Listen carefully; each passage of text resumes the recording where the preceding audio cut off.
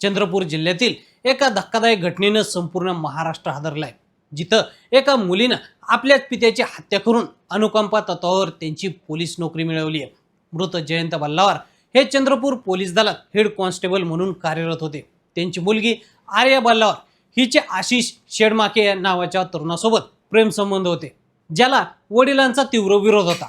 हा विरोध कायमचा संपवण्यासाठी आणि वडिलांच्या जागी स्वतःला सरकारी नोकरी मिळावी या उद्देशानं आर्यानं आपल्या प्रियकराच्या मदतीनं एक भयानक कट रचला।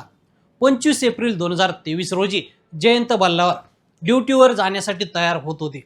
त्यावेळी आर्यानं त्यांना पिण्यासाठी मिल्कशेक दिला। या शेकमध्ये तिने आधीच विष मिसळलं होतं। ड्युटीवर पोहोचल्यानंतर काही वेळातच त्यांची प्रकृती खालावली आणि त्यांचा मृत्यू झाला। सुरुवातीला हा मृत्यू नैसर्गिक किंवा हृदयविकाराच्या झटक्यानं झाल्याचा समज करून प्रकरण शांत झालं।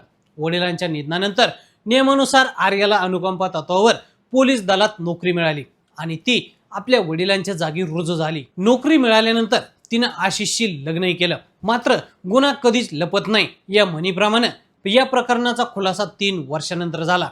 लग्नानंतर आर्या आणि आशिष यांच्यात घरगुती कारणावरून वारंवार भांडणं होऊ लागली।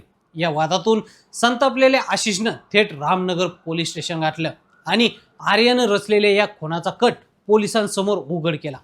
पुराव्यासाठी त्यानं काही ऑडिओ आणि व्हिडिओ क्लिप्स पोलिसांना दिल्या।